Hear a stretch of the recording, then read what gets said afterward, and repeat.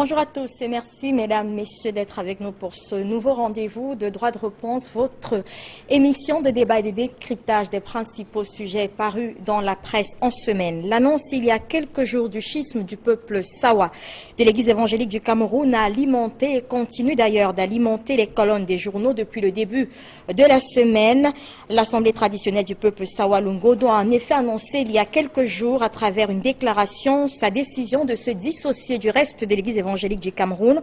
Au centre de la colère du peuple Sawa, la dernière élection lors du synode de Ngaoundéré, élection qui a porté à la tête à la présidence de l'ESC, plus précisément le révérend Njetoa, qui ne serait donc pas d'origine Sawa, d'où la discorde. Une posture qui surprend dans la presse, suscite le débat et des prises de position, certains allant jusqu'à se demander d'où vient-il que des questions tribales se retrouvent au sein de l'Église. Nous parlerons de cette actualité au sein de l'ESC dans cette édition de Droit de réponse. Autre sujet, l'actualité, c'est aussi la rentrée manquée des avocats anglophones le 2 mai dernier dans les régions du nord-ouest et du sud-ouest, alors que la reprise des activités par ces derniers avait été annoncée par le bâtonnier de l'ordre des avocats. Il n'en a été rien le 2 mai dernier. Bien sûr, la grogne se poursuit dans ces parties du pays et dans les tribunaux. Dans la presse, donc, ce rendez-vous manqué dévoile, selon les journaux, la crise profonde que traverse l'ordre des avocats du Cameroun, mais surtout les tensions entre le bâtonnier et ses confrères anglophones ont commenté des journaux cette semaine. Que faut-il attendre dans les prochains jours? Nous en parlons dans cette édition de Droit de réponse. Bien sûr, ce dimanche, c'est également un jour aux grands enjeux pour la France. Les Français sont appelés à élire leur président pour les 5 prochaines années. La France, si loin de nous, mais également très proche de nous quelquefois à travers les relations bilatérales qui lient nos deux pays, mais également avec ces relations france-africaines tant décriées. Que peuvent attendre les Africains de cette élection française? Devraient-ils attendre quelque chose? Nous parlerons également de cela dans cette émission de Droit de réponse avec nos panélistes. Mais avant, vous le savez, un tour de revue de presse avec Flavien Ndongo pour voir et comprendre comment la presse a traité les sujets retenus ce dimanche. Bonjour Flavien. Bonjour Albertine et bonjour à tous les panélistes. Alors on revient sur les 3 sujets, les principaux de cette édition de Droit de réponse. La grogne des avocats qui continue dans la région du nord-ouest et celle du sud-ouest, l'élection présidentielle française et bien sûr la crise au sein de l'EEC. Parlons d'abord de l'élection française, de l'élection donc de la France, avec notamment ce que la presse, tel que la presse a traité de ce sujet et continue de traiter d'ailleurs. D'ailleurs, la nouvelle expression indiquait en début de semaine qu'il fallait se méfier donc de l'effet Trump dans cette élection française. Donc pour le quotidien du Carrefour Equinox à Douala, les derniers sondages donnaient déjà l'avantage à Macron, mais seulement, selon le même journal, Marine Le Pen garde toujours ses chances. Le rédacteur de l'article précise que ce sont d'ailleurs les sondages avant le grand débat télévisé de mercredi dernier. La nouvelle expression donc qui rappelle le classement des candidats au terme du premier tour fait savoir que les 2 candidats du second tour risquent donc d'avoir un score plus serré qu'au premier tour ce dimanche. Alors, tout en rappelant que le taux d'abstention était donc de 22,23%, le quotidien de son côté parle également de mercredi 3 mai, a donc relayé les propos de l'ancien ministre français de la Justice et garde des Sceaux, qui, pour Robert Badinter, selon bien entendu la nouvelle expression, a affirmé que à l'issue donc du second tour, de ce tour de la présidentielle française, ce 7 mai, il n'est pas certain que Emmanuel Macron soit donc le vainqueur. Pour lui, Marine Le Pen peut aussi l'emporter. Après le débat télévisé donc de mercredi, les questions de certains analystes sont orientées vers la France-Afrique. C'est un sujet important pour la France et même pour les Africains.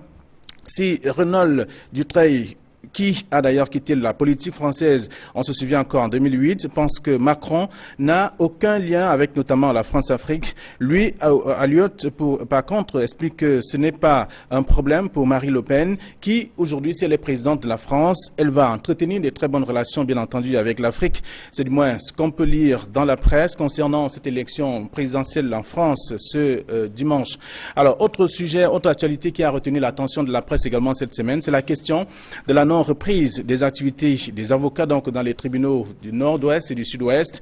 D'ailleurs, voyez-vous, Albertine, la météo qui faisait déjà savoir que les tribunaux ignorent la grève des avocats anglophones précise que le mouvement d'humeur ne perturbe pas le fonctionnement de l'administration de la justice dans ces régions, selon bien sûr le ministre de la Justice, garde des Sceaux pour Laurent et ce donc les usagers des régions anglophones qui vont d'ailleurs au tribunal n'ont pas de soucis car, précise-t-il, ont la possibilité de se faire établir les documents qui sont d'ailleurs du ressort de la justice. Seulement, le journal La Météo ne rappelle pas que depuis novembre 2016, les prévenus ne voient pas les avocats à leur côté devant les prétoires. Pour Info Matin qui traite également de cette question, le journal fait savoir que le malaise est bien plus profond car le ministre est dans son rôle. Entre-temps, le ciel est plein de nuages entre le bâtonnier et les avocats anglophones.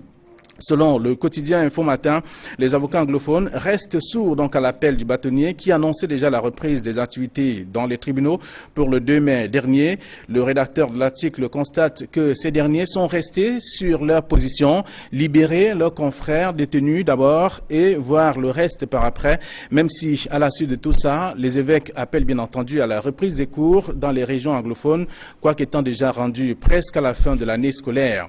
Albertine, donc, autre sujet, notamment le troisième de cette édition de Droit de réponse. On parle bien entendu des tempêtes qui secouent l'église évangélique du Cameroun depuis la dernière élection. C'est bien entendu Info Matin qui traite de cette question également.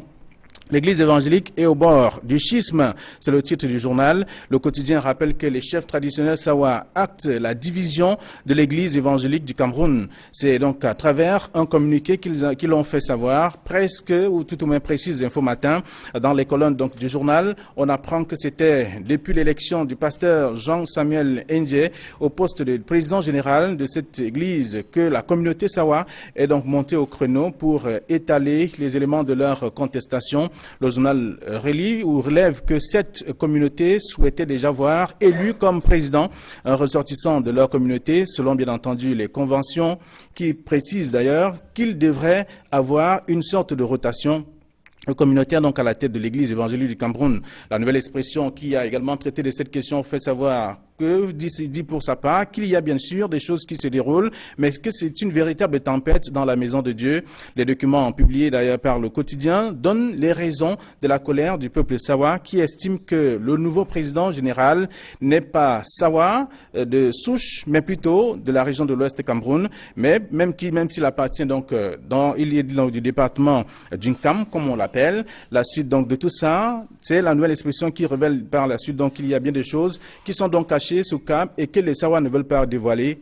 Mais surtout, si l'on s'intéresse donc à cette rotation qui avait été annoncée il y a longtemps dans le cadre de cette présidence donc de l'Église évangélique du Cameroun. D'autres visions également des analystes qui entourent cette préoccupation soulignent que la maison de Dieu et l'Église des hommes, c'est désormais une sorte de société en mal de repère que l'on observe donc dans notre pays. Voilà du moins ce que la presse a donc retenu, ou comment est-ce que la presse a traité de quelques sujets qui seront débattus au cours de cette édition. Merci Flavien Ndongo pour cette revue de presse et bon dimanche à vous. À dimanche à vous. Alors, mesdames et messieurs, nous allons découvrir le panel qui nous accompagne pendant cette émission de droit de réponse, la première configuration. Nous avons avec nous ce dimanche Faustin Djika. Bonjour et merci d'être avec nous. Bonjour Albertine, et bonjour à tous nos fidèles téléspectateurs, bonjour à tous nos co-panélistes. Vous êtes journaliste, directeur de publication de l'hebdomadaire Tribune d'Afrique. Et ce dimanche, nous faisons également appel à une autre casquette, celle d'ancien de l'Église évangélique du Cameroun. Tout à fait. Merci d'être là. Marianne Ekané, bonjour et bon dimanche à vous. Bonjour. Vous êtes membre du bureau politique du Manidem, entre autres. Oui, secrétaire national chargé des relations avec l'extérieur du Manidem. Merci d'avoir accepté notre invitation. Monsieur Mbele Mbete. Mbele Mbete, s'il vous plaît. Mbele Mbete. Mbele Mbete. Mbele Mbete. Non, Mbele Mbete. Mbele Mbete. Tout à Voilà, fait. j'y arrive. Mbele Mbete. Voilà. Vous êtes ancien d'église de l'EEC, l'église évangélique du Cameroun.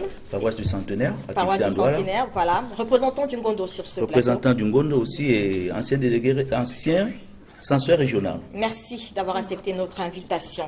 Edmond Kamga est avec nous. Bonjour et bon dimanche à vous, Edmond. Merci, bon dimanche. Je salue tous les copanélistes et nos fidèles téléspectateurs. Vous êtes consultant pour cette émission, journaliste, et puis vous êtes le chef desk politique et politique internationale à la Nouvelle Expression. En effet. Peut-être avant de commencer, un mot sur une autre actualité qui a été traitée par la presse cette semaine. Il s'agit donc de ces activités qui se font ressentir du côté du port autonome de Kribi, opérationnel depuis bientôt 2 ans. Ce port n'est toujours pas rentré en activité, effectivement, mais l'on apprend cette semaine que les choses pourraient peut-être changer, notamment avec ce conseil d'administration et cette assemblée constitutive qui s'est donc tenue il y a quelques jours à Kribi. Il s'agit du conseil d'administration qui implique donc les entreprises camerounaises impliquées dans la gestion de ce port. Avec vous, Faustin Djikam, est-ce qu'on peut dire que les choses avancent déjà de ce côté-là? Ce port était très attendu. Il ne vient toujours pas, je veux dire, rentrer dans les activités. Est-ce que cette assemblée générale augure de bons lendemains? Tout à fait. Je crois que ce qui s'est passé mercredi dernier à Kribi est la preuve que les choses sont véritablement en train de bouger en ce qui concerne la mise en route du terminal et du port en eau profonde du Kribi. Vous savez bien que en 2013, un appel d'offres avait été lancé pour la gestion du terminal du port de Kribi et 2 sociétés avaient été retenues. La société KPMO, qui est un groupe de Camerounais, et Necotrans, qui est une société française, qui se sont donc mis ensemble. Et mercredi dernier, au terme de longues discussions, ils ont organisé une assemblée générale doublée d'un conseil d'administration, au bout duquel la nouvelle société TPK, c'est-à-dire la société qui aura désormais en charge la gestion du terminal du port de Kribi, est née. Elle est donc née et, du coup, des différents responsables ont été nommés. C'est pour ça que vous allez constater qu'à partir de maintenant, c'est M. Mokhtar Amadama, qui est désormais le président du conseil d'administration du TPK, qui est déjà, entre autres, président du conseil d'administration de Necotrans Cameroun. M. Jacques Lemaître, de nationalité française, a été nommé DG. Et un DGA aussi a été nommé. Et donc, pour l'instant, les investissements sur le port de Kribi vont se poursuivre. Ils envisagent la construction des parcs à bois et des parcs à véhicules et d'autres emplacements pour la réception des marchandises. Et je dois dire que vous savez très bien que pour ce terminal à conteneurs, il y a le volet qui concerne l'État du Cameroun et le volet qui concerne le secteur privé. Là, nous évoquons le cas du secteur privé dans la gestion de cette grosse structure. Et vous convenez avec moi que tout le monde attend maintenant que le président de la République nous dise quand est-ce que le port va véritablement rentrer dans sa vitesse de croisière pour que tout le monde en profite. Parce qu'il faudra déjà commencer par faire une évaluation des installations qui sont en place depuis bientôt, je crois, 2 ou 3 ans. Tout à fait. Et ça commence à coûter cher aux contribuables camerounais. Edmond Kamga, justement sur la question, est-ce que finalement c'est de bonnes augures, comme le disait Faustin Djikam, c'est ce conseil d'administration qui arrive, cette assemblée, mais est-ce que le port pourra démarrer? Est-ce qu'on pourra avoir des activités avec notamment ces voies d'accès qui ne sont toujours pas encore en état? Est-ce qu'on peut espérer quand même que 2 ans après, ça fait long que ces activités démarrent enfin? Oui, comme dit Faustin Djikam, c'est de bon augure ce type de rencontre qui vise fondamentalement à faire avancer les choses. Mais la question de fond, c'est que quand est-ce que le port de Kribi sera-t-il opérationnel? Il faudrait bien que le gouvernement puisse répondre à cette question, puisse faire en sorte que tous les partenaires, n'est-ce pas, nationaux et internationaux, et tous ceux qui sont engagés, n'est-ce pas, dans le cadre des différents contrats qui permettent aux sociétés privées notamment de travailler au port de Kribi, puissent savoir que voici venu le moment d'entrer effectivement en activité. Parce que quand après 2 ans, le port ne fonctionne pas, vous imaginez, c'est extrêmement lourd au niveau des investissements. C'est également au niveau de l'État, au niveau de la crédibilité même de l'État vis-à-vis de ses partenaires extérieurs, un véritable problème. Cela signifie qu'il y a fondamentalement, j'allais dire, des goulots d'étranglement. Peut-être sur le plan administratif, mais également sur d'autres plans qu'on ne peut pas imaginer. Parce que n'oubliez pas, on a souvent décrié, n'est-ce pas, le management administratif, n'est-ce pas, les structures qui sont mises en place à cause d'un mal qui est une véritable gangrène. J'espère que ce n'est pas ce mal qui traîne la mise en place, le fonctionnement effectif du port de Kribi. On a souvent parlé de la corruption, on a souvent parlé d'un manque de volonté politique qui freinerait la faisabilité, l'effectivité de la mise en place de cette structure. Je pense, et je l'espère, qu'effectivement, le chef de l'État, puisque finalement, on se reporte à lui pour tout et en tout, même sur des points sur lesquels il ne devrait pas directement intervenir, parce que le chef de l'État ne peut pas donner de grandes orientations, être encore là, être encore celui qui fait bouger les choses sur le terrain. Ça pose un réel problème. Est-ce que le chef de gouvernement fait effectivement son travail? Est-ce que ceux qui sont censés diriger le port de Kribi ont toute la marge de manœuvre nécessaire pour faire bouger les choses? Alors, on va refermer cette parenthèse qui visait donc à faire un peu de lumière sur cette actualité au port de Kribi. Il y a également une autre convention qui a été signée vendredi dernier entre le port autonome de Douala et le port de Kribi. Il s'agit toujours peut-être de voir comment est-ce que ce port finalement va rentrer en activité. Nous allons donc entrer avec le sujet qui nous concerne ce dimanche. Je le disais tout à l'heure, comme on couperait donc la déclaration d'Ungondo, l'assemblée traditionnelle du peuple Sawa est tombée il y a quelques jours, une déclaration dans laquelle le peuple Sawa annonce son schisme de l'église évangélique du Cameroun.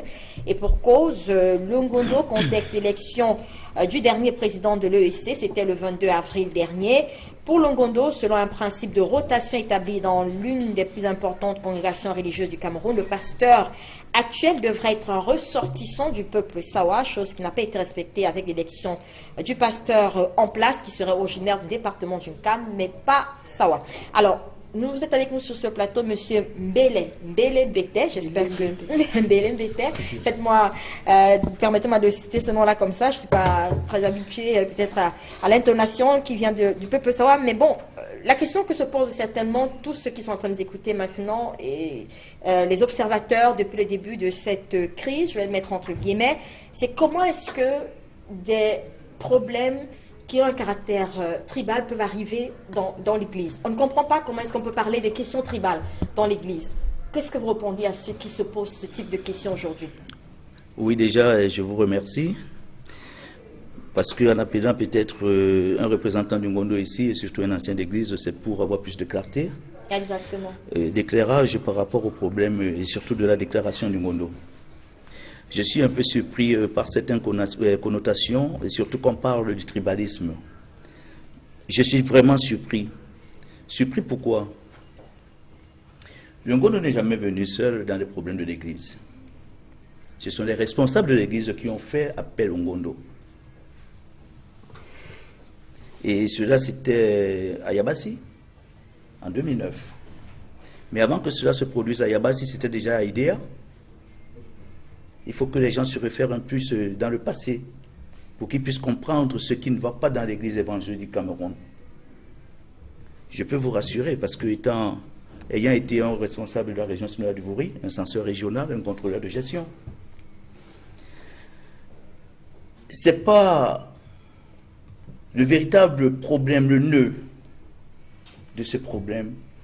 Il a fallu qu'on puisse maquiller certaines choses et cacher d'autres.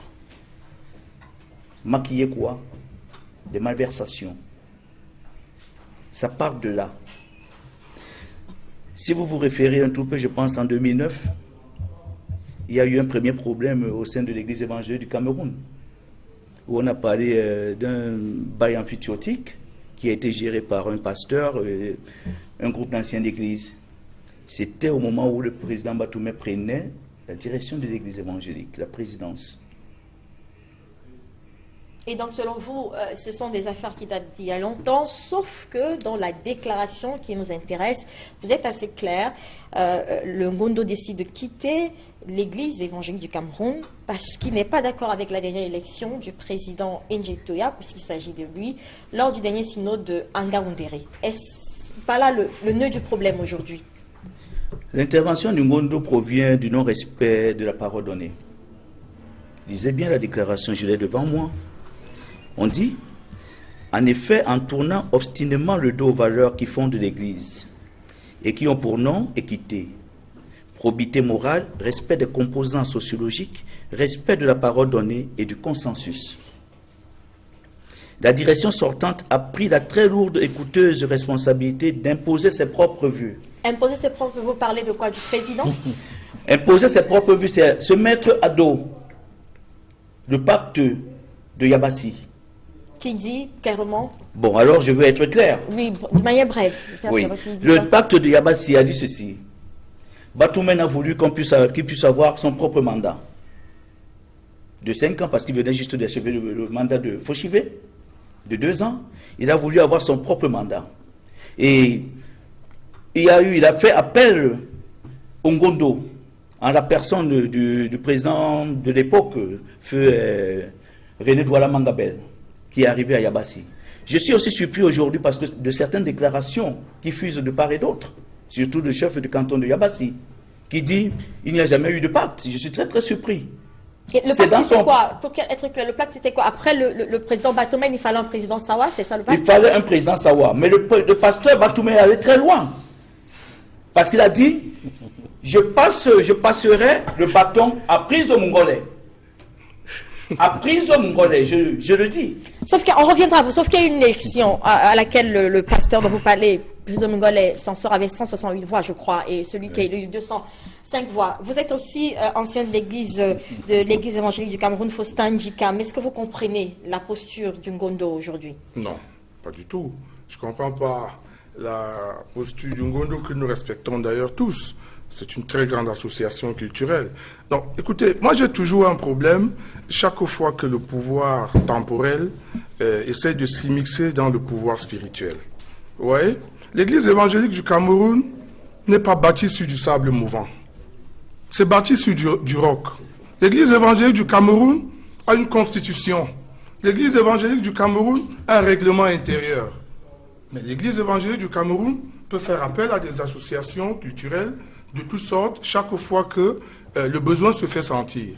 Mais de là à s'immiscer dans la gestion de cette église, je vous assure que c'est une affaire des princes de l'église au terme de la constitution de l'église. Remarquez très bien que depuis que cette affaire a commencé, aucun pasteur délégué au synode ne s'est prononcé là-dessus. Et je crois que j'ai eu à entendre qu'il y a une réunion qui se préparerait pour le mercredi prochain où on entendra bien la voix du pasteur Mongolais Priso. Pourquoi? Parce que le Ngondo, si tant est qu'il voudrait bien défendre certains intérêts, devrait faire abstraction d'un esprit d'aigreur et d'un nombrilisme ethnocentrique en ce qui concerne la gestion de l'Église. On aurait pu, en amont, lever ces exceptions avant l'élection de Ngaoundéré. On aurait pu apporter ça sur la table, que l'élection de Ngaoundéré ne se serait jamais tenue.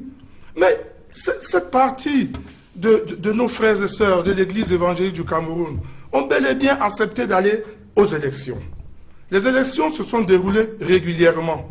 Il n'y a pas eu de contentieux après élection. Et il y a eu des résultats que tout le monde a acceptés. Je voudrais citer ici le pasteur Mongolais Priso, qui a été battu à cette élection. Je voulais être président, je ne voulais pas absolument être président. Je remercie Dieu d'avoir choisi mon frère et ami Jean Sam, comme il aime l'appeler.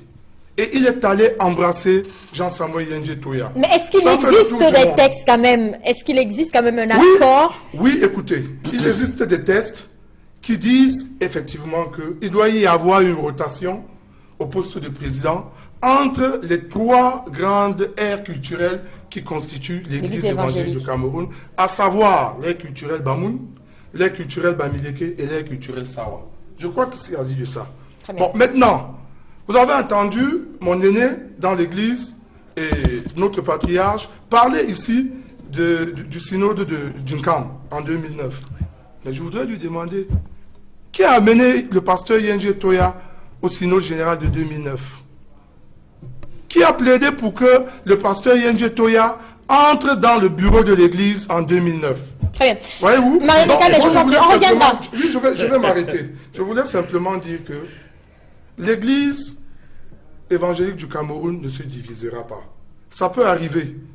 On va s'arranger et tout va revenir dans l'ordre. Parce que l'église évangélique du Cameroun a été bâtie sur du roc et les pères de cette église ne l'ont pas bâtie pour qu'elle se divise. Donc, ceux qui sont pour la division restent nos frères et nous allons continuer à discuter avec eux pour trouver un terrain d'entente. Marianne Canet, votre commentaire sur cette actualité au sein de l'église évangélique du Cameroun? Moi, je ne sais pas pourquoi les gens sont surpris de l'inclusion des chefs traditionnels Sawa dans cette affaire. Tout le pays est géré dans une optique tribale, régionaliste et ethnique.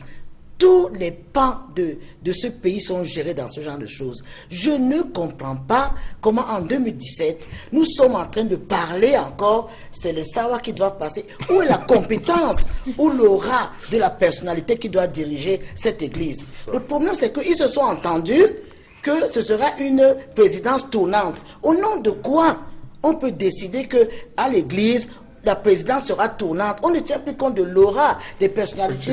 Qu'est-ce que ça veut dire? Le colon, c'est encore une option néocolonialiste. Le colon a d'abord divisé, est venu diviser l'église.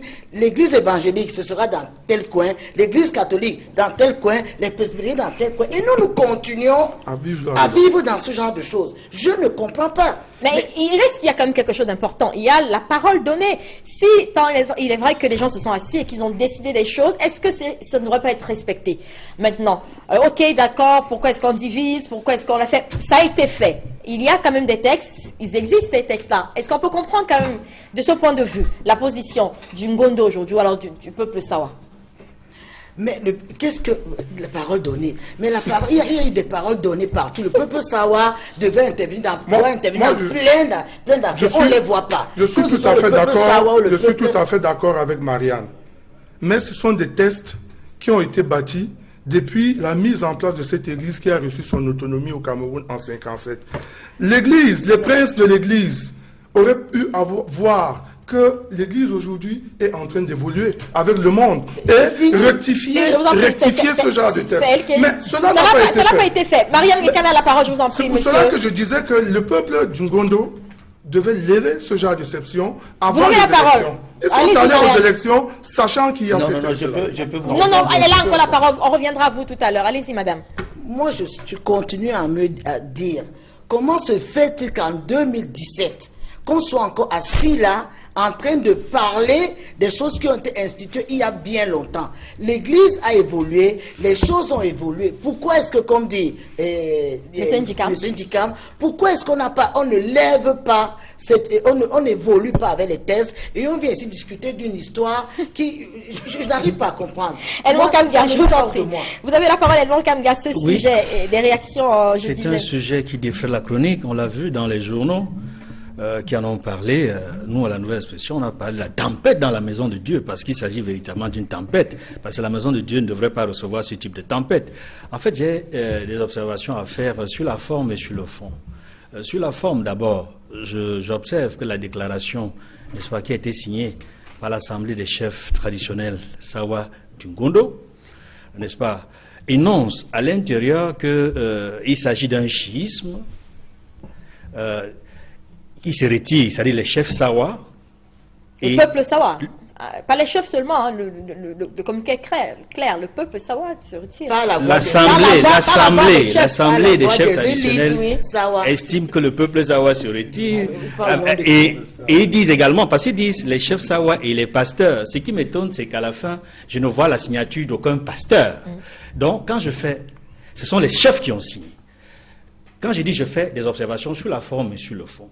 Sur la forme d'abord, je suis quand même assez surpris que des chefs traditionnels puissent ainsi jouer un rôle, s'impliquer de manière directe, n'est-ce pas, dans le fonctionnement effectif d'une église. Elle peut, comme disait tout à l'heure mon confrère et ami Faustin Dikam, être appelée à un moment donné, dans des circonstances précises, pour apporter sa contribution. Mais de là à s'ingérer au fonctionnement effectif d'une église, ça pose problème. Pourquoi? Parce que, je reste encore sur la déclaration, parce que les chefs traditionnels Sawa n'ont pas qualité, je dis bien, n'ont pas qualité pour annoncer un schisme.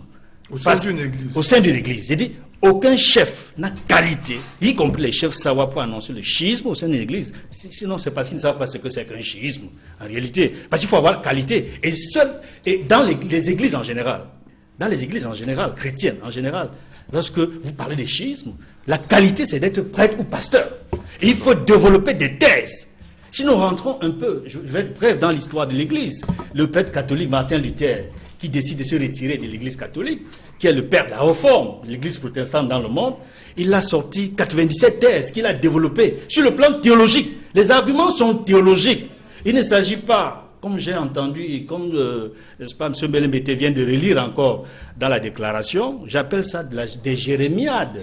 On ne peut pas sur la base des jérémiades sonner le tocsin, hein, donner l'impression que l'on fait sonner les trompettes de Jéricho. Il n'en est rien, monsieur. Parce que l'église évangélique que je connais bien, c'est une église respectée, respectable, qui est organisée, qui a joué un rôle historique dans ce pays. On ne peut pas, sur la base d'une simple déclaration, décider au nom du peuple savoir. Vous savez, qu'est-ce qu'on met dans le peuple savoir? Très bien. Alors, le peuple savoir, s'il te plaît, pour terminer rapidement sur ce point, le peuple savoir n'est pas homogène. C'est un groupe d'ennemis hétérogène. Il n'y a pas que les Douala dans le peuple savoir. Il y a les Bakon, il y a les Kamois, les Bodiman, il y a les Pongo, il y a les Bakon et autres. Donc on ne peut pas réduire qui est Sawa, qui ne l'est pas. Et je rappelle en passant pour chuter que l'élection en Gaoundéré mettait aux prises 2 Sawa. Effectivement. 2 Sawa. C'est un Sawa qui a été élu. Donc vous ne pouvez pas, M. Belembete, dire que la parole n'a pas été respectée. C'est bel et bien un Sawa qui est un Kamois qui a été élu. Monsieur Belembete, je vous en prie, Edmond. Selon l'Assemblée des chefs traditionnels, Samuel Ndje Toya n'est pas Sawa. Et je suis très surpris. Si on peut être originel littoral, on est un Kamois, mais on n'est pas Sawa. Je voudrais bien qu'on me définisse qui est Sawa. Alors, monsieur, vous allez permettre à monsieur de répondre. Monsieur Belembete, vous allez répondre à la question, justement. Il y a la forme dans cette affaire. Attendez un tout peu. Je reviens un tout peu sur les gens qui ont signé la déclaration. Ne nous mettons pas à Sawa les Douala.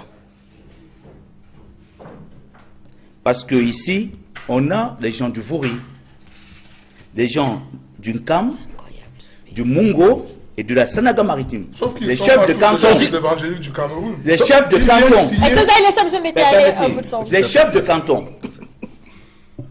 Donc je ne veux pas qu'on prenne le problème comme si c'était un problème de Douala. Non, ce n'est pas un problème de Douala. Je ne l'ai pas dit. Permettez. C'est un problème qui concerne les Sawa. Et les Sawa, on les trouve jusqu'au sud-ouest. Tout à fait. C'est un regroupement. Vous n'allez pas me dire que toutes les personnes qui habitent Douala sont les Douala. Non. Tous ceux qui habitent le littoral ne sont pas les Sawa. Il faut qu'on soit clair là-dessus. Tous ceux qui sont dans la Sanaga maritime ne sont pas les Sawa. On vous l'accorde. Alors. Même chose dans Mungo. Il faut qu'on soit. Vous me dites aujourd'hui que... Et il est Sawa, monsieur Ndje Toya.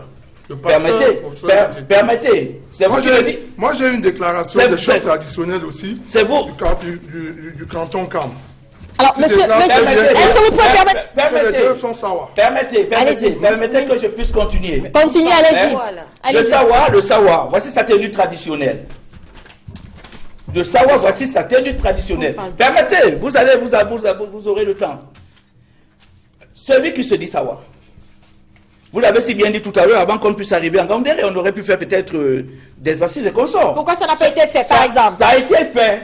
Mais vous avez accepté d'aller Ça a été fait. Mais permettez. Ça a été fait. Il y a eu élection. On a convoqué, moi-même personnellement, j'ai envoyé des cartons d'invitation au chef du canton Yabassi.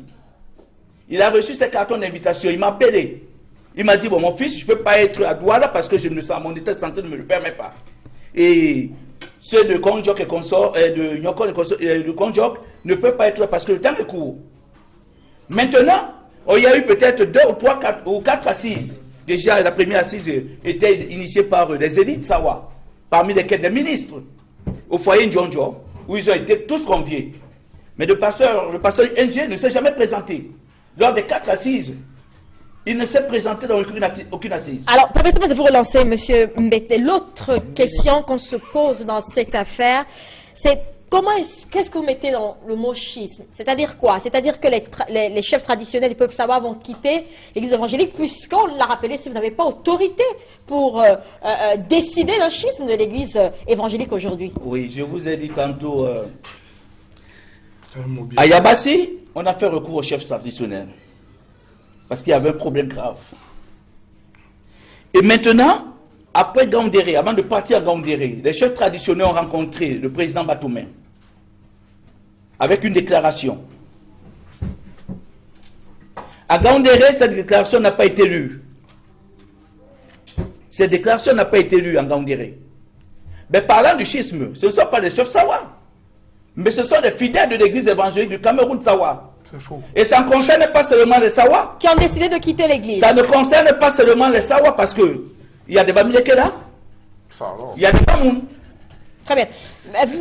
Vous voulez réagir Oui, je voudrais réagir pour dire que je suis scandalisé par ce que j'entends ici ce matin. Parce que vous n'êtes pas au courant. Non, c'est pas que nous sommes très bien au courant. Je suis ancien d'église et je suis très bien l'évolution et l'actualité de mon église de cœur.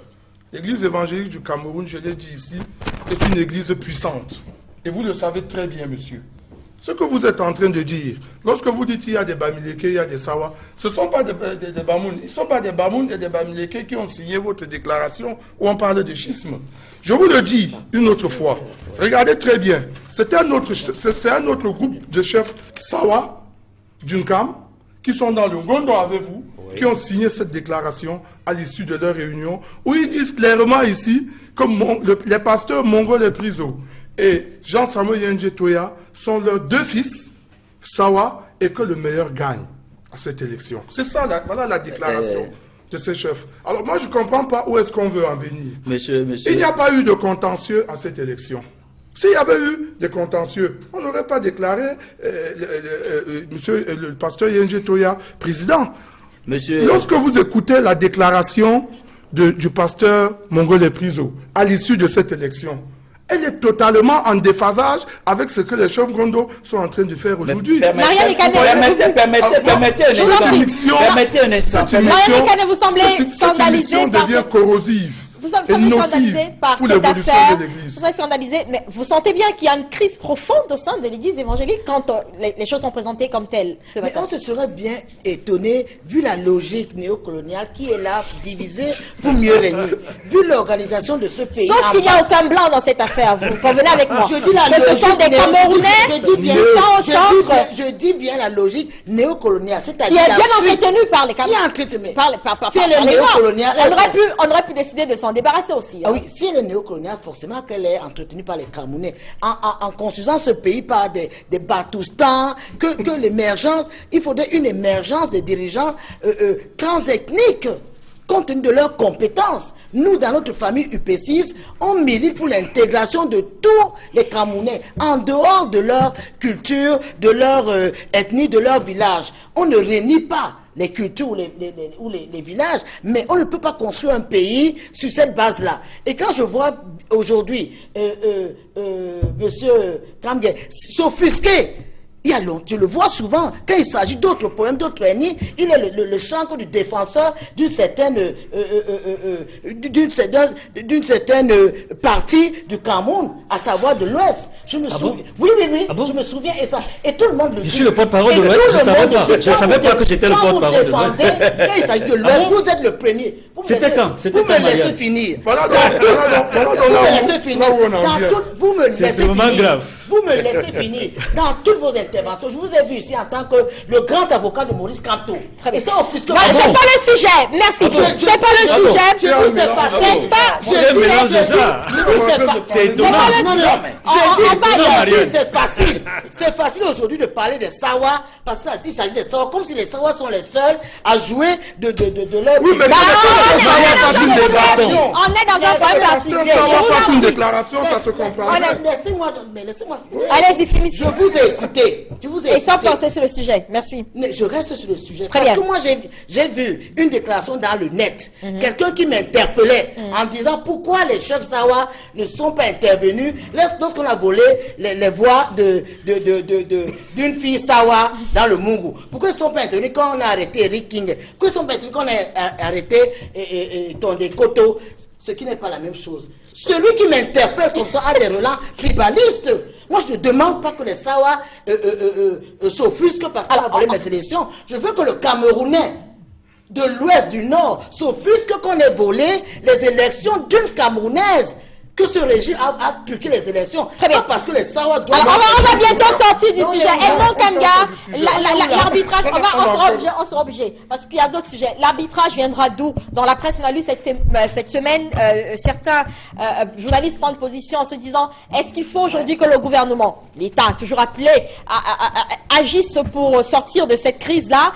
Certainement, vous l'avez dit, le peuple, ça n'a pas qualité pour déclarer un schisme. Reste quand même qu'il reste qu'une bonne partie de du peuple, c'est vrai qu'il voudrait quitter l'église. L'arbitrage viendra d'où, cet arbitrage? Non, le débat va se faire au sein de l'église évangélique du Cameroun. Au sein du Au sein du bureau exécutif notamment. Parce qu'il y a, me semble-t-il, un bureau qui a été élu Au sein et du qui n'a bureau jamais... général. Le bureau élu n'a jamais été contesté, ni par le perdant qui a d'ailleurs embrassé le vainqueur.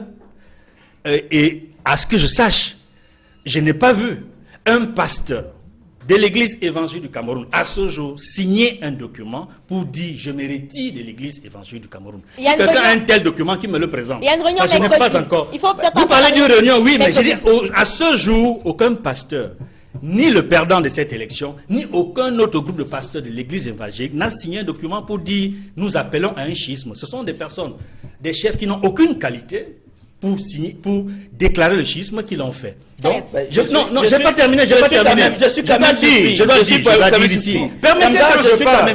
Je ne vous coupe pas la parole, monsieur. J'admire votre notabilité. Je ne vous coupe pas la parole. Permettez que je parle.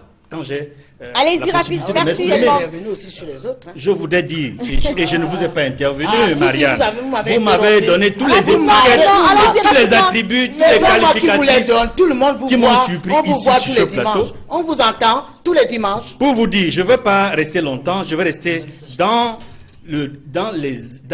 dans les arguments théologiques, parce que vous ne le savez peut-être pas, je suis théologien. Voilà. Et j'estime que Alors- dans l'Église, ce qu'on met en avant, c'est la parole de Dieu.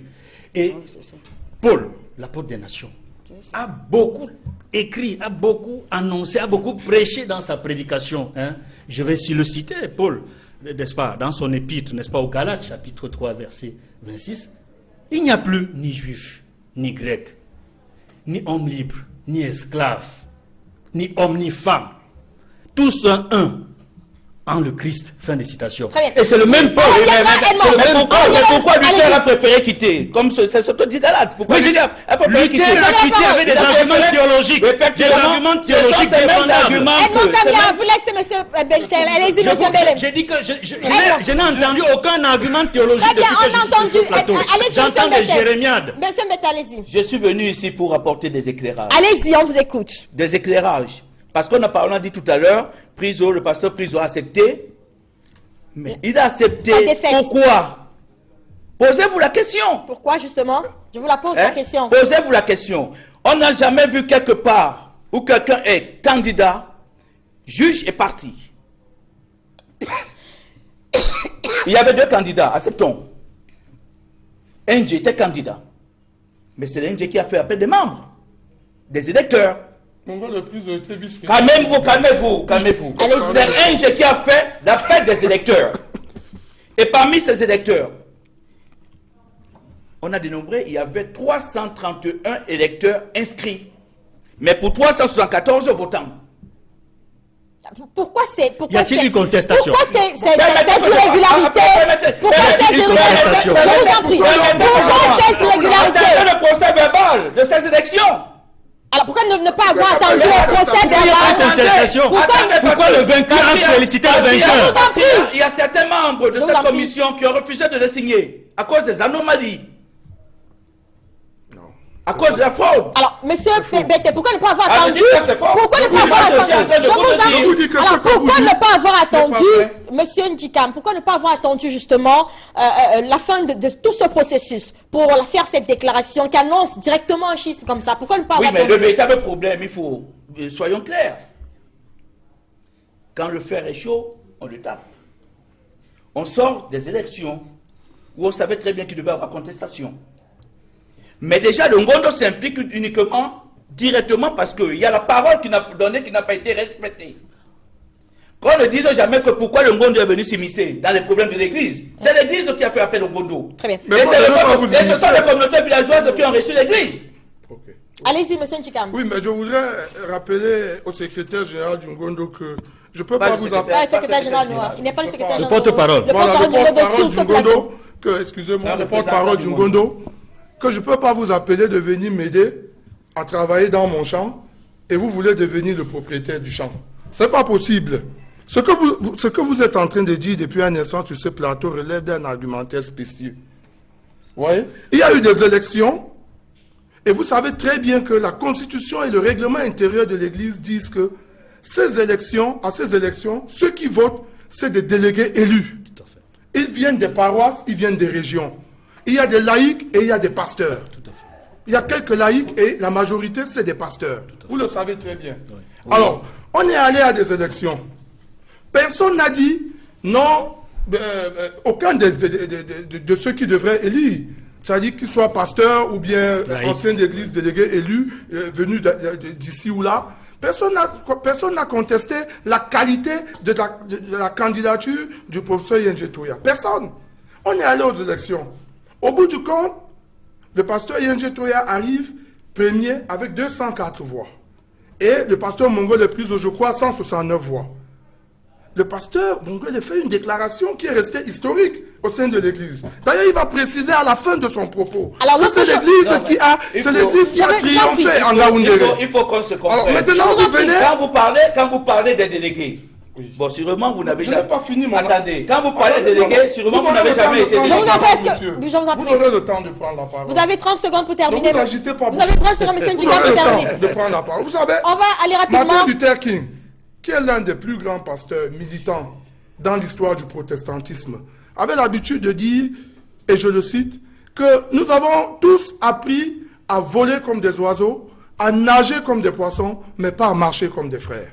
C'est ça le véritable problème chez nous. Et nous sommes un dimanche, c'est le jour de la résurrection du Christ. Le Christ lui-même a été victime de ce pouvoir traditionnel. Quand vous entendez parler des rois Hérode, de je ne sais pas qui, de Pilate, c'était ça. Mais dans un jugement de cour, il a été crucifié. Merci, c'est un monsieur assassinat Ndjika. politique. Merci. Alors, c'est ce que une partie de notre église veut que ça arrive à l'église évangélique. Monsieur Mbete, ça justement, n'arrivera pas. je vous en prie, monsieur Ndjika. Alors, monsieur Mbete, on va bientôt sortir du sujet dans quelques minutes seulement. L'autre question qu'on pose, c'est le rôle fédérateur de quand même le Ndondo. Vous êtes censé, selon ce que les réactions des observateurs, de ceux qui ont réagi dans la presse, vous êtes censé être là pour apporter un apaisement. Mais que ce soit cette assemblée traditionnelle qui décide de la division, on se pose beaucoup de questions. Qu'est-ce que vous répondez? Mais je suis jusqu'à présent, je dis, c'est pas l'assemblée traditionnelle qui parle du schisme. C'est cette assemblée qui a signé la déclaration. C'est dans la déclaration. Attendez, mais allez doucement. Allez-y. Hein? Même à l'église, il y a un représentant. Tout un peuple peut parler, c'est pas tout le peuple qui signera. Il y a quelqu'un qui va signer. Ce sont les représentants des communautés qui ont signé. Les chefs de canton, des cantons Sawa. Si c'était uniquement les chefs du canton du Vouri, on aurait dit que il y a une connotation tribaliste. Sawa qui dit le contraire. Mais quel chef?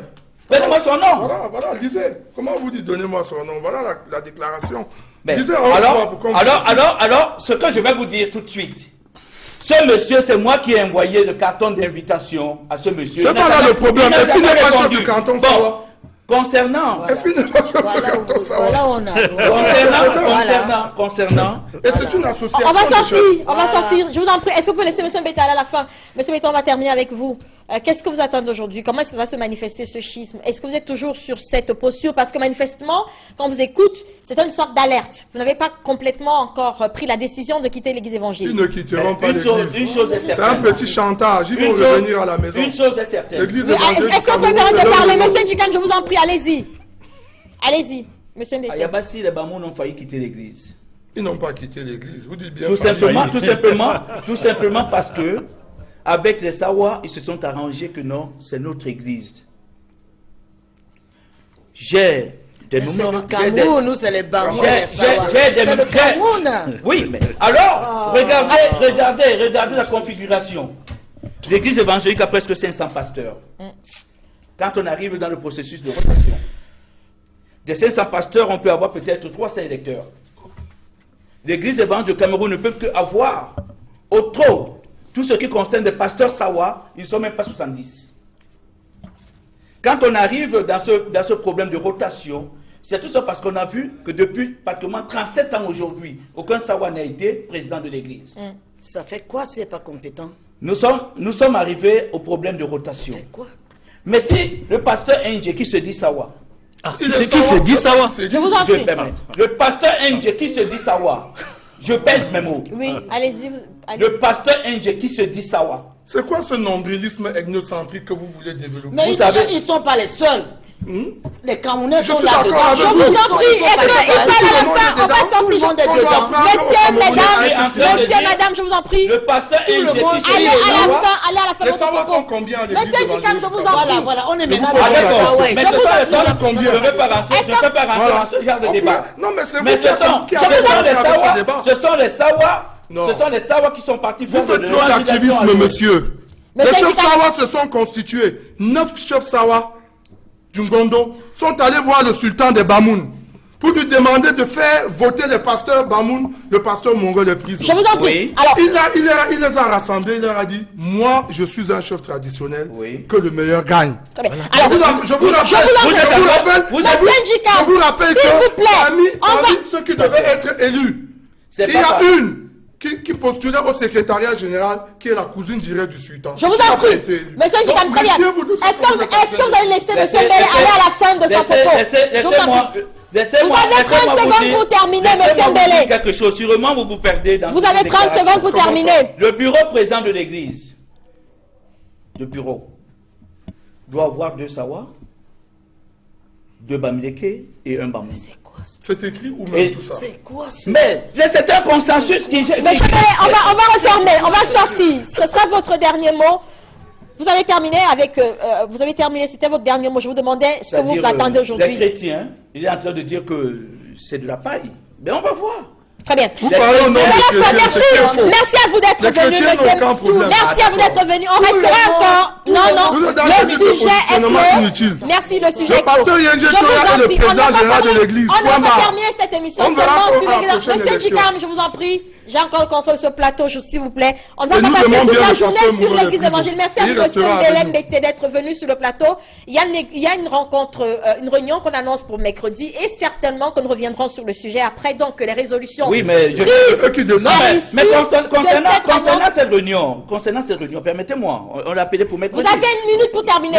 Oui. Une seule, Oui. 30 secondes même. Concernant cette réunion, on a appelé les anciens membres du bureau, les anciens membres élus du synode.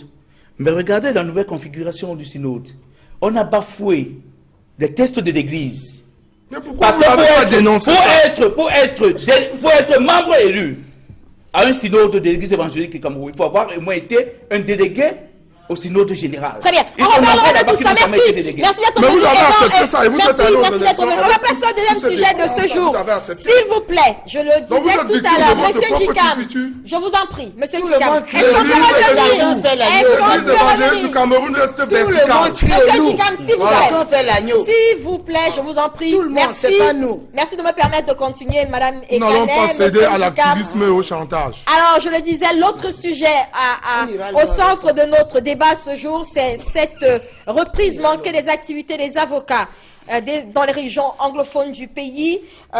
C'était le 2 mai dernier. Le bâtonnier Jackson Kamga a annoncé donc la reprise des activités dans ces parties du pays, les activités des avocats anglophones. Il n'en a été rien. Les avocats n'ont pas répondu présents dans les tribunaux.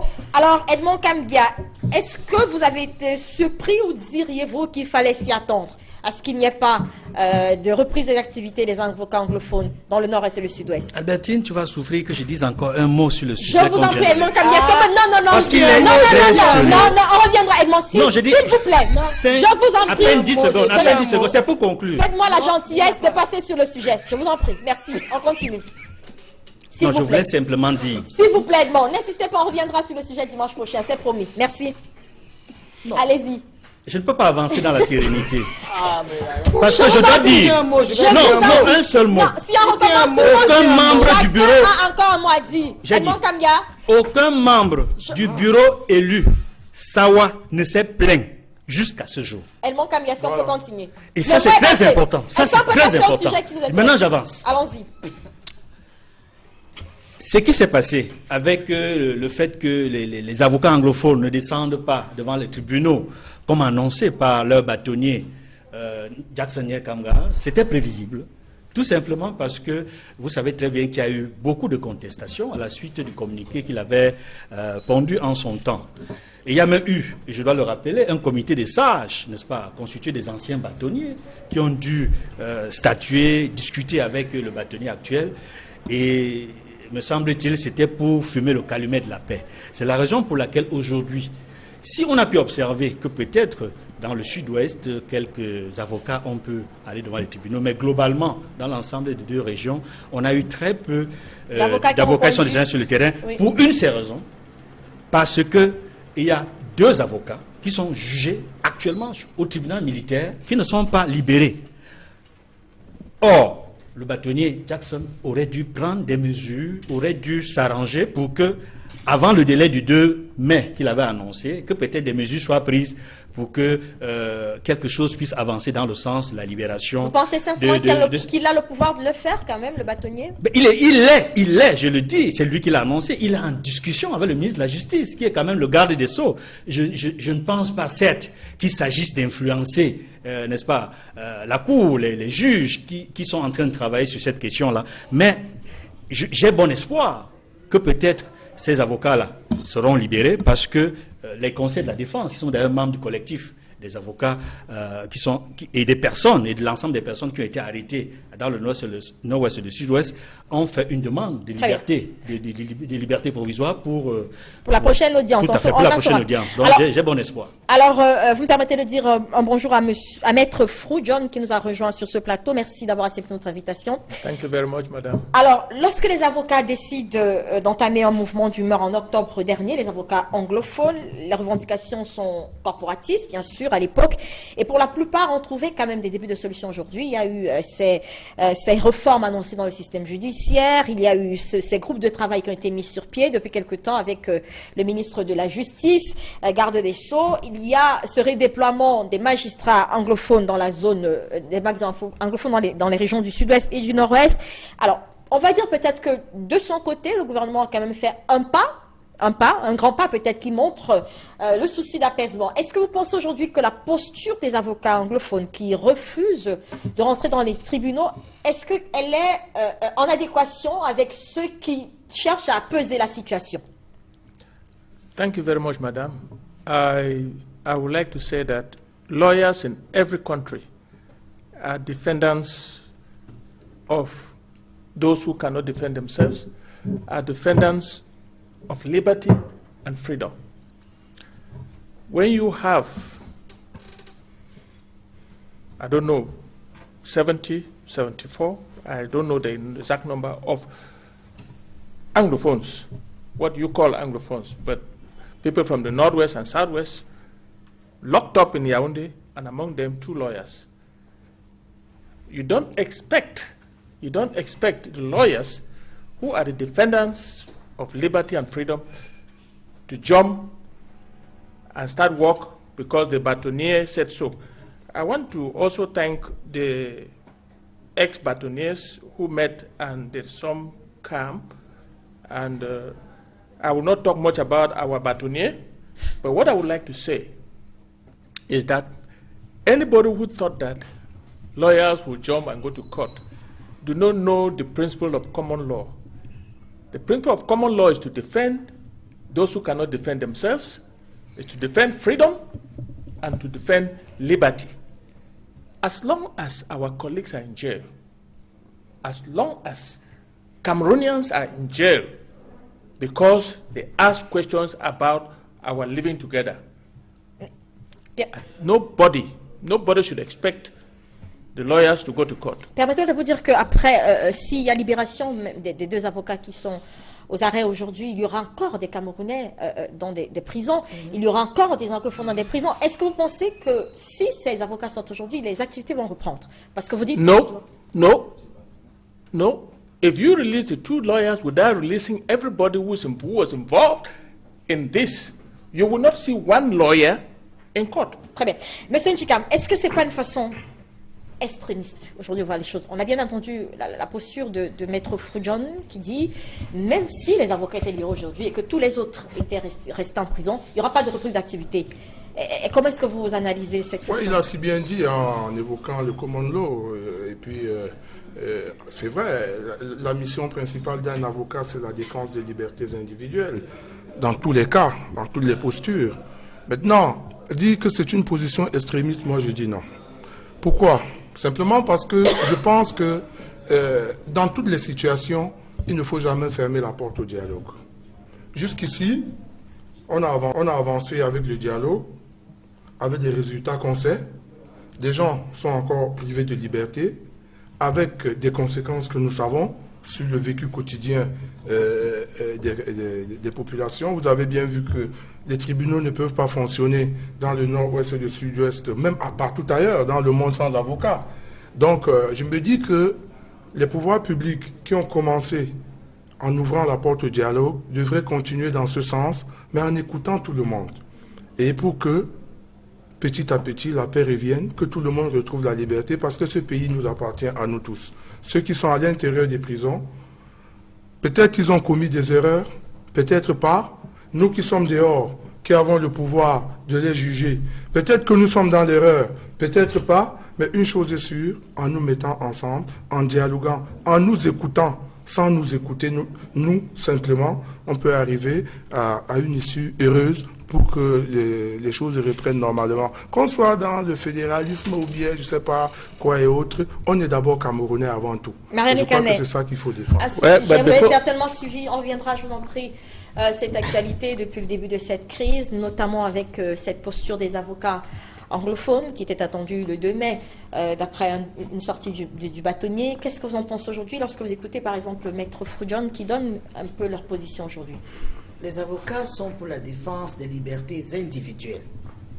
Moi, je fais souvent un tour au palais de justice. Je vois des multitudes de Camerounais qui sont jugés sans avocat. Sans aucun avocat. Personne n'est là pour la défense des libertés de ces jeunes Camerounais-là.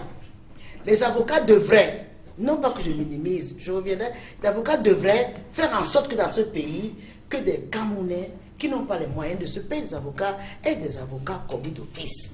Ils devraient se mobiliser pour cette cause-là. Je ne les entends pas. Quand on est dans un contexte de négociation, il faudrait que les deux parties en cause lâchent, que chacun lâche un peu de l'Est. Personne ne doit se braquer. Nous, on a toujours dit au Manidem qu'il faudrait que les avocats incarcérés et tous ceux qui ont été incarcérés dans le cadre de ce mouvement comparaissent libres, puisqu'ils sont déjà identifiés. On sait qui ils sont. Ils sont identifiés, donc ils doivent comparaître libres pour apaiser les tensions. Mais les avocats aussi, et une partie des avocats qui se radicalisent, je dis bien une partie, sont dans l'optique de continuer ce mouvement de fédéralisme et tout. Il faudrait que de temps en temps, que chacun essaie d'avancer. Mettre un peu d'eau dans son vin. Chacun met de l'eau dans son... pour qu'on avance. Sinon, à la limite... c'est tout le monde qui perd. C'est tout le monde qui perd. Et même ces avocats sont des professions, ils ont une profession libérale. Donc eux aussi ils perdent quelque part. On va aller jusqu'où avec ça? Edmond, comme Il faut justement, mettre de l'eau dans son vin. est-ce que vous voulez réagir peut-être avant? Oui. Allez-y. For 56 years, madam, only one side has been losing. For 56 years. I don't know whether you talk because you know the situation or you just talk because you have seen the situation. For 56 years, Northwest and Southwest, which came to this union as the Southern Cameroons, has been losing. It is time for all Cameroonians to understand this issue. If we don't understand the issue, nobody can solve it. We have, listen, madam, when you were talking, I was listening. Oui, mais bon. No, listen to me. N'isolez pas. Laissez-moi parler, parce que quand je parle, vous écoutez. Je dis, n'isolez pas. Madame. Je vous en prie, allez-y. Ne me grondez surtout pas. Non, non, je vous en prie, s'il vous plaît. On va aller doucement. On va aller doucement. Je vous en prie, maître. Vous allez aller tout doucement. Madame Ekane, il a la parole. Allez-y, Il a la maître. parole. Il est Camerounais comme moi. Moi, je disais que les Nations Unies est venue ici. Les Nations Unies a donné simplement deux conditions.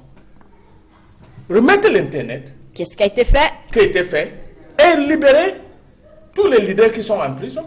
Alors, Les Nations Unies sont où? Quand les négociations. Les Nations Unies sont où? Madame, Il faut arrêter. Les Nations Unies sont où? je vous en prie, Madame Ekane, s'il vous plaît. Je vous en prie. Maître Les Dianfou. Nations Unies nous dirigent. Maître Dianfou, les je gens vous en prie, meurent de faim, Madame les gens Ekane, crèvent. S'il vous plaît. Ils ont fait en sorte que Je vous en prie. la santé ne soit plus gratuite. Je vous en prie. Et les gens meurent. Ils étaient où? Maître John Fou, je vous en prie. Alors, quand on est dans une négociation, c'est Madame, pas vous avez, On est dans le Cameroun. N'isolez pas votre problème. S'il vous plaît. Madame, you have the knife and the yam. You have had it for 56 years. Yeah. You can keep the Anglophones the way you want. But what we are saying is that Il me semble que c'est pas un we will problème. not allow you. Il me semble que c'est pas un problème francophone, anglophone. Non, Je non, pense- mais c'est ce que- Alors, c'est ce qu'il il me veut semble- utiliser le Cameroun. Alors, I'm not saying that, madame. I have Maître, never c'est au said, Camerounais que vous I have parlez. c'est never pas said Madame on this Maria. platform that it concerns we in the Anglophone and Francophone community will live in peace. I have never said vous n'êtes pas anything différent about des Francophone or Anglophone. I am talking about the Northwest and Southwest. Alors, monsieur John Fou, je vous en prie. And I'm saying Est-ce this. que vous ne pensez pas I'm saying aujourd'hui? if you don't understand the issues, you will never have a fruitful debate on this platform. Je vous en prie. What I'm saying, madam, is that for 56 years, we have gone through what we are talking about today. Alors, And now, the United Nations is there to bring peace so that there should be no conflict. est-ce que And vous they have said, est-ce que they vous have ne pensez said, pas que dans they have said, est-ce que vous ne pensez pas dans une négociation, comme l'a dit tout à l'heure, Vous l'avez chacun raison. devrait faire un pas en avant. Aujourd'hui, tout le monde est d'accord et d'avis que le gouvernement a fléchi. Je vous réponds en disant que ceux qui devaient répondre à ces questions sont en prison. Très bien. Ils sont en fuite. Et il y en a qui sont en fuite de ces pays. Et si le gouvernement veut régler ces problèmes, il devait déjà régler. Très bien. Edmond Kamga, sur la question, vous avez dit tout à l'heure, vous voyez, est-ce qu'il n'y a pas justement, est-ce qu'on finira par en sortir ce problème-là? Est-ce que vous pensez, puisque c'est clair aujourd'hui, peut-être même la libération de ces leaders ne va pas forcément résoudre le problème? Non, il faut dire une chose. Restons dans les faits. Et je suis quand même assez surpris quand j'entends Marianne Simon et Canet estimer que quand des gens se plaignent, ils n'ont pas le droit de... Ah, j'ai jamais dit ça. Faut pas faire... Non, vous avez dit ceux qui revendiquent le fédéralisme. Oui. Vous êtes... une partie des gens qui se radicalisent. Je dis bien. Vous avez parlé du fédéralisme. Ah oui, oui, absolument. C'est un crime de revendiquer le Je n'ai fédéralisme. jamais dit ça. Chaque citoyen a le droit. Qui n'utilise pas, donc qui demande le fédéralisme, mais qui n'utilise pas la grève des avocats pour ça. C'est tout. C'est ce que je dis. Ok, permettez-moi donc Je revendique aussi qu'on s'occupe des prisonniers qui n'ont pas d'avocat commis d'office. Vous avez été, je crois, les téléspectateurs vous ont compris. Oui, mais je vous ai dit, je veux le dire. Non, c'est pas. Vous m'avez donné l'impression que quand quelqu'un se plaint, il n'a pas le droit de se taire. Non, surtout pas. Et c'est ce que j'ai cru entendre sur la question notamment du fédéralisme, parce que c'est le droit de chaque sujet n'est pas sur le fédéralisme. Le sujet se sent mal. Je réponds à une question, s'il te plaît. Allez-y. Voilà, en ce qui concerne la question actuelle de la crise anglophone, je pense que le dialogue est incontournable. Tout le monde le dit. Le dialogue sur toutes les questions, sans tabou. Je dis bien sans tabou. Il y a un certain nombre de pas, de progrès qui ont été faits par le gouvernement. Et je peux dire ici... Non, ça je le reconnais. Aujourd'hui, lorsque je vois le ministre... Il y a 3 ministres qui travaillent, j'allais dire...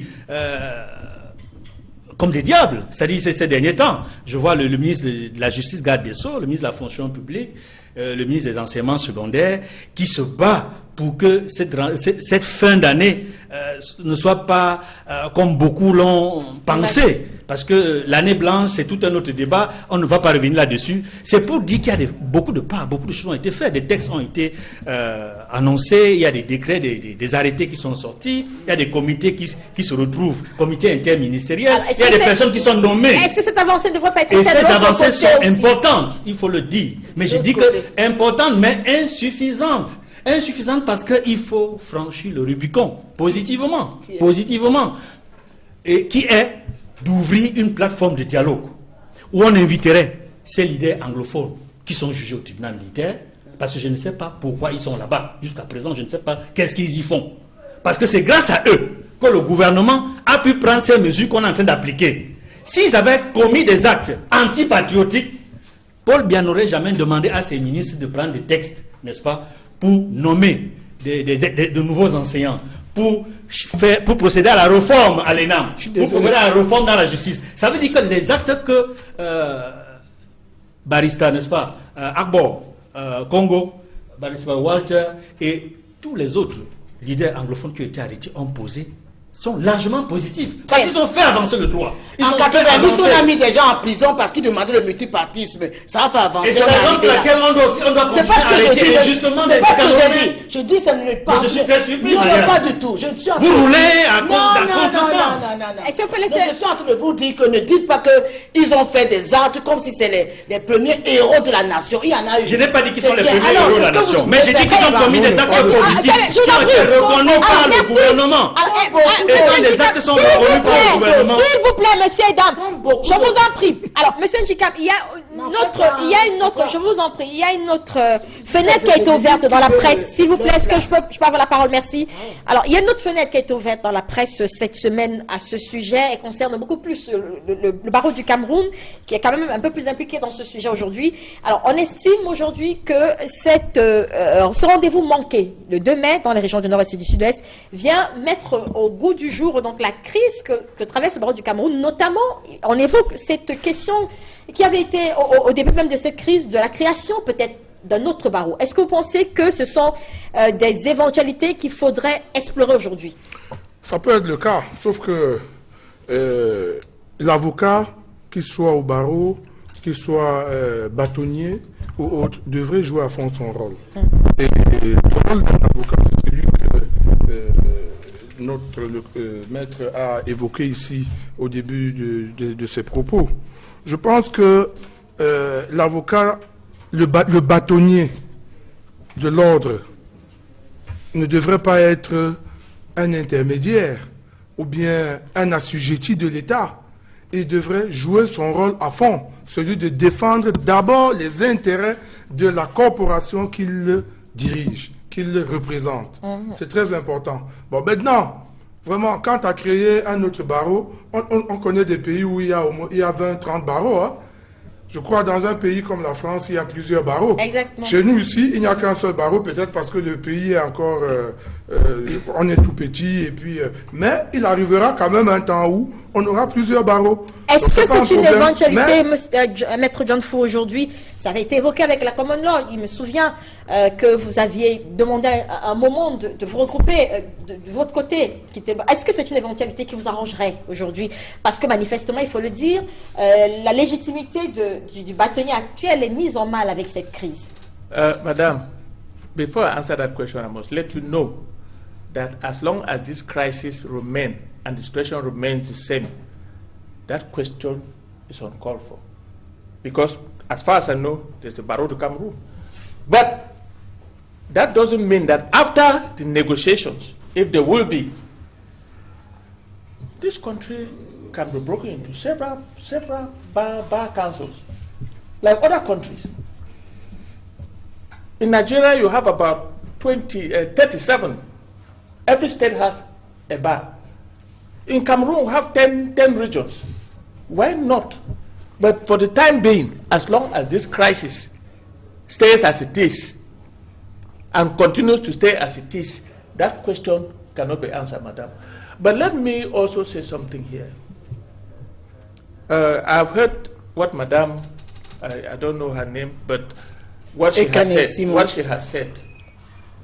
These are the Cameroonians who do not want this issue to be resolved. And if these issues, if she understands this issue as a UPC, as she says, she would have known that in good faith, other Cameroonians came so that we can build our country. But if somebody says that, madam, I came and you have handled me like a second-class citizen, if you talk the way you talk, you mean that you are driving away those people. And madam, tone yourself down and let's see how we can arrange our country. Très bien. Alors, on va passer rapidement le temps. Ça n'engage que vous. On va pas mettre plus de temps sur ce plateau. Ça n'engage que lui. Un plateau qui est compliqué. Et les gens qui veulent se poser, trouver une place, c'est les gens qui veulent trouver une place qui n'existe pas et trouvent dans cette crise. Dans cette crise, un moyen d'exister. Alors, on peut comme ça. Merci. On va passer à l'autre sujet. Je vous en prie. Cameroun uni, mais pour une décentralisation effective. Merci. Voilà. On aura compris les positions de chacun sur ce plateau. Alors, on va passer au dernier sujet de ce jour. Les Français sont appelés aux urnes, je le disais ce dimanche, pour désigner leur président pour les 5 prochaines années. Une élection qui concerne la France, mais pas que, vraisemblablement, puisqu'on a vu l'intérêt que suscite cette élection depuis un certain temps au Cameroun, notamment avec le dernier débat qui a opposé les 2 derniers candidats donc à cette élection présidentielle, Macron et Le Pen au Cameroun. De plus en plus, donc, le choix de ce dimanche pourrait peut-être avoir des effets au Cameroun, d'après ce que la presse a dit cette semaine, puisque la presse locale est largement revenue sur ces élections-là. Edmond Kamdia, c'est une élection, je l'ai dit, qui intéresse au point l'Afrique, qui devrait peut-être intéresser au point l'Afrique, mais surtout le Cameroun. Plusieurs indicateurs l'ont confirmé, je le disais, avec la réaction dans les réseaux sociaux pendant ce débat. Alors, est-ce que vous pensez que ce dimanche, ce qui va se passer en France pourrait avoir des répercussions en Afrique, mais surtout au Cameroun? Vous savez, c'est la même question que l'on pose lorsqu'il y a des élections présidentielles en France. C'est devenu, j'allais dire, une rengaine. Mais en réalité, rien ne change fondamentalement, que l'on soit de gauche ou de droite. Et puis, pour la première fois, nous avons un candidat qui n'est ni de droite ni de gauche, mais qui, au fond, est de gauche. Mais qui, au fond, est de gauche. Même s'il a des mentors qui sont de droite. Je l'ai dit, des mentors par rapport à ceux qui l'ont fabriqué dans le système. Finalement, vous convenez avec moi que c'est un candidat un peu atypique. C'est un candidat, Emmanuel Macron est un candidat atypique. Il affronte Marine Le Pen. Si l'on s'en tient simplement au débat télévisé qu'on a vu l'autre jour, d'abord il faut dire que dans le passé, tous ces débats étaient certes intéressants, mais n'ont pas influencé le vote des Français. Peut-être que pour la première fois, un débat présidentiel à la veille du second tour peut influencer le vote des Français. Parce qu'il faut le dire, il y a eu des abstentions, 23% environ au premier tour. Donc, si des indécis, ceux qui sont inscrits et qui ne sont pas allés au vote, peuvent être influencés par ce débat, si je m'en tiens au sondage, parce que je vais être prudent, si je m'en tiens au sondage, c'est à l'avantage Emmanuel Macron, ce débat. Parce qu'il a suffisamment démontré qu'il avait un projet pour son pays, pendant que Marine Le Pen a passé tout le temps à faire de la contestation, de la dénonciation, et était de moins en moins précise et n'apportait pas des propositions assez convaincantes aux citoyens français.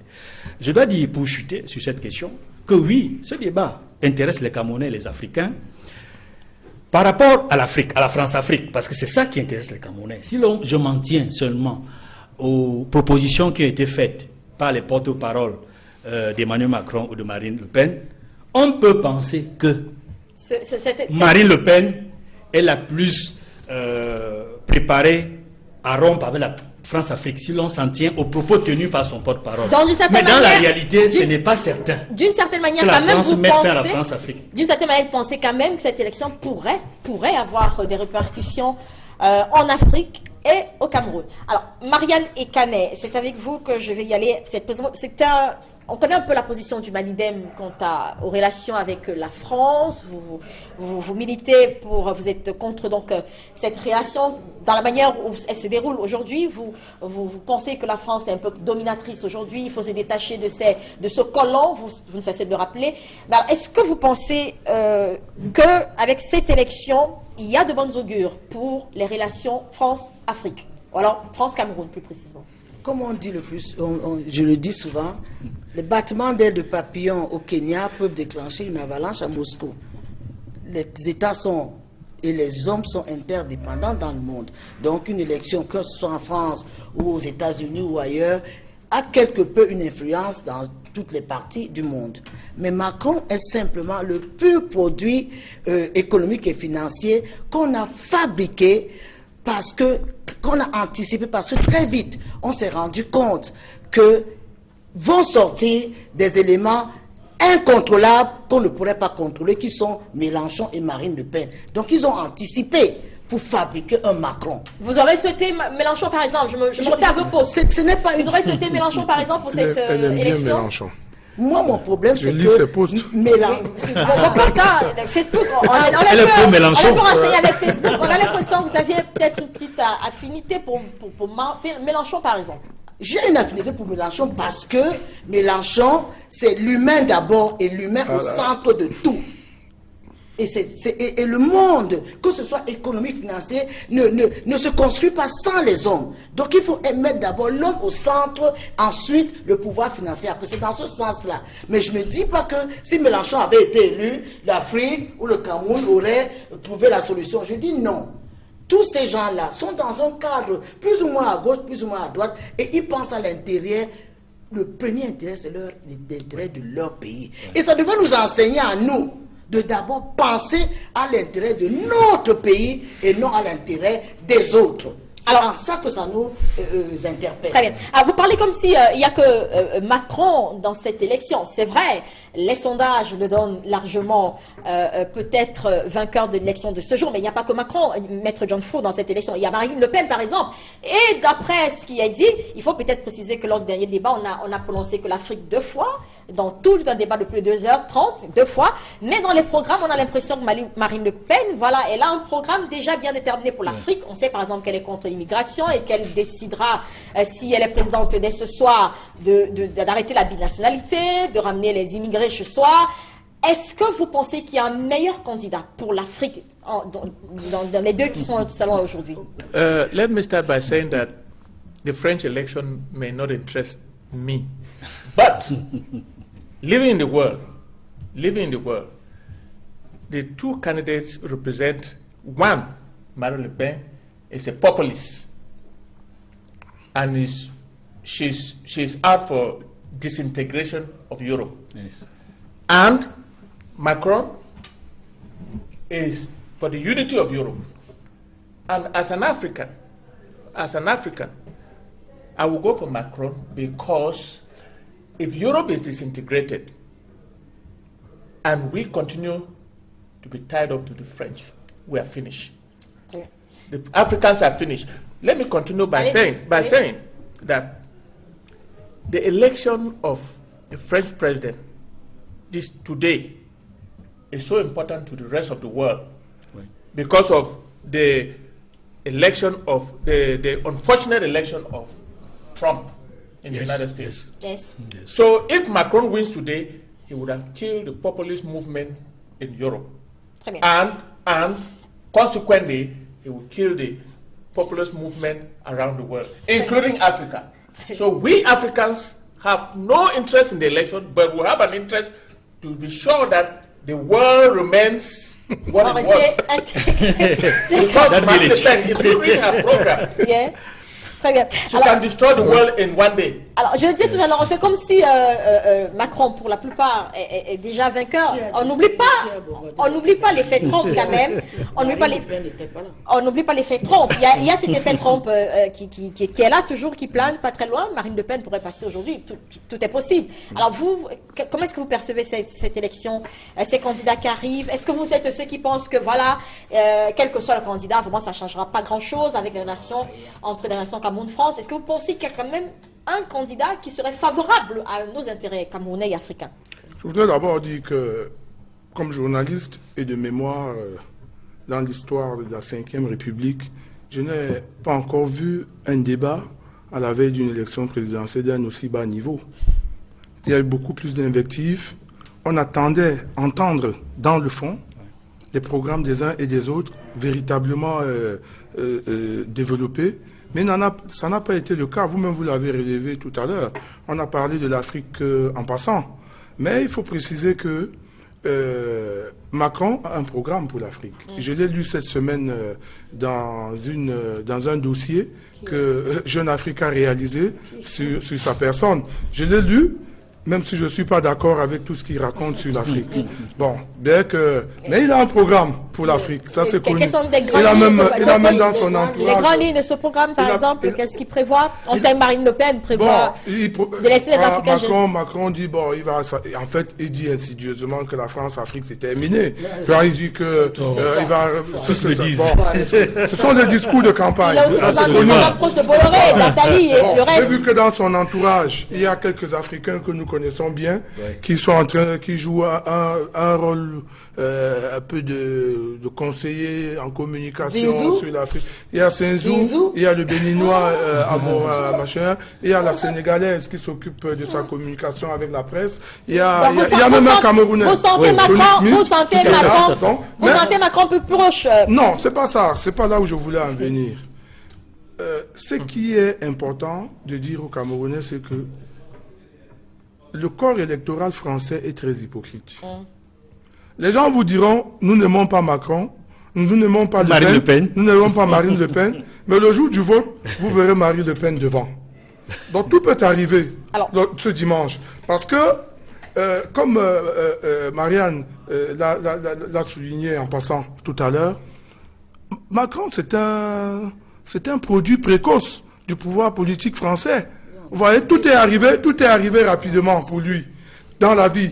Et tout ce qu'il a fait durant ses 39 ans de vie n'a été que précoce. Il y a 1 an et demi, on ne parlait pas de son mouvement d'En Marche.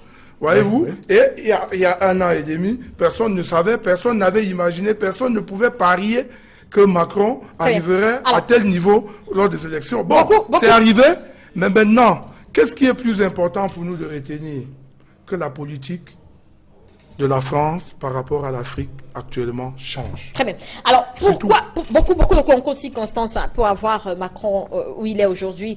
Mais est-ce que, puisque gouverner, c'est aussi prévoir, on devrait savoir à quelle sauce nous serons mangés dans les prochaines heures, dès les prochaines heures. Alors, est-ce que Marine Le Pen, par exemple, qui prône cette politique où les Africains resteront chez eux pour développer leur pays, est-ce que ce n'est pas finalement une politique qui arrangerait nos pays aujourd'hui? Marianne Canet. Que les Africains restent chez eux, je ne pense pas que les Africains ou les Français... On peut vous comprendre aussi. Non, je dis le monde est grand. Il est Le monde est interchangeable. grand. On peut aller ailleurs, s'inspirer de ce qui se fait ailleurs pour l'appliquer, revenir dans nos pays. On ne va pas fermer les frontières. Mais ce que je dis, je vais répondre à votre question, mais je vais d'abord répondre à quelqu'un qui disait, je ne me souviens plus qui le disait, que c'est le populisme, ça va détruire l'Afrique si Marine Le Pen est au pouvoir. Je ne supporte pas Marine Le Pen. Mais je ne pense pas que quand la That France... is not what I said. Je ne pense pas que If you quand, don't understand le... English, it's not my fault. I Ouais, didn't say vous that. me laissez parler. Est-ce que vous pouvez le laisser? Allez-y. Vous me laissez parler. Allez-y, Que madame. j'ai réagi. Allez-y. Parce qu'eux m'ont mal compris. Vous allez Peut-être que vous allez expliquer après. Allez-y, ce que vous avez compris, madame. C'est pas quand la France a bombardé la Libye, Marine Le Pen n'était pas au pouvoir. Quand la France détruit, a bombardé à la Côte d'Ivoire, la présidente, Marine Le Pen n'était pas au pouvoir. Donc dit que Marine Le Pen, parce qu'elle le dit, elle est différente de ce que les Français... Il a parlé de pensent. la déstabilisation de l'Europe, parce que Marine Le Pen prône justement que la France quitte l'Union européenne. Oui, mais- Cette déstabilisation de l'Europe pourrait avoir des répercussions sur l'Afrique. Oui, je pense que vous d'accord. l'avez compris. Voilà l'Angleterre. Voilà l'Angleterre. Tout le monde, les journalistes du monde entier disaient que si l'Angleterre quitte, fait le Brexit, ça va être l'Angleterre, ça va être un chamblement. Mais il n'en est rien. Mais Il n'en est rien. une candidate qui annonce qu'elle va arrêter la binationalité, vous n'êtes pas inquiet? Est-ce qu'il y a des familles au Cameroun qui vivent parce qu'il y a, on va parler terre à terre, il y a des familles au Cameroun qui vivent parce qu'ils ont des gens en France. Il faut pas le perdre. Il y a des familles qui vivent parce qu'il y a des sans-papiers en France qui font vivre ces familles. Alors une candidate qui annonce qu'elle va mettre fin à tout cela, vous n'êtes pas inquiet du tout? Je ne suis pas inquiète. Je suis pas inquiète parce que ce problème de binationalité concerne une minime partie des Vous Camerounais. pensez au Niger, par exemple, dont la diaspora joue un rôle important, mais alors Et même le important dans Sénégal, l'économie. le Niger, Pensez à ces pays, le Mali, par exemple, au le Mali, Mali. l'Afrique de Vous l'Ouest. parlez à ces pays quand vous le dites. Mais en fait, qu'est-ce que vous me racontez là? Vous savez que Mais qui reste aussi chez eux? quand Et on verra bien. les gens disent qu'il faut avoir la double nationalité, binationalité pour investir dans son pays, tout ce que je vois là comme étrangers ont-ils la nationalité camerounaise? Très bien. Ils investissent au Cameroun. On va aller rapidement, C'est le quoi temps cette passe. histoire de Allez-y, qu'est-ce qu'il faut avoir allez-y. pour investir? Maître Foudjon, vous On voulez peut réagir? investir dans un pays même sans avoir la nationalité. Allez-y, On peut investir Foudjon. aux États-Unis, on peut investir en France sans être française. Merci. Moi On aussi, va- j'avais une entreprise en France, j'ai jamais été française. Peut-être Est-ce que qu'on a bientôt, problème, vous n'aurez madame? Allez-y, Parce que monsieur. vous n'avez pas voulu. Oui, mais when on peut I- S'il when vous I- plaît, s'il vous plaît. When I started talking, I said the election in France did not need to concern Africans. Voilà. And and that's what I said from the beginning. Yes. It doesn't concern us, but the mentality of Francophone Africa, they look at France as part Like of them. law. That is where, like my friend here said, there are people who are advising the French president who are from Africa. You will be watching the election in Britain in June. You will not see one single African serving anybody, any candidate in England. Because when the English left Africa, they left completely and we Africans cut off. But in French Africa, you are not surprised that in all the other countries you will have people advising the French and so on. When this election will be over, the French foreign policy as it concerns Africa will not change. I can bet my life on it. C'est ce que vous... There's nothing going to That's change. what one And of secondly, my only fear is that if Marine Le Pen wins, you add Marine Le Pen to Trump in the United States, Yes. the world will not be the place that we expect it to be. Absolutely. Populism started spreading in Europe after the British left European Union and Trump won. Ouais. But fortunately, the elections that have taken place in Portugal and other places have shown that populism has no place. So the French will confirm today. Que le populisme n'a pas de place. Voilà. Merci, on va s'arrêter là. On me fait signe que c'est terminé. Malheureusement, c'est fini. Ça va très vite. Ça va très très vite. C'est la fin de cette émission. C'est la fin de cette émission. On aura passé un peu de temps sur l'église et autres. Et vous l'avez dit, hein, c'est une élection française après tout. Et après tout, c'est une élection française et c'est les Français qui décideront. L'église ne cédera jamais.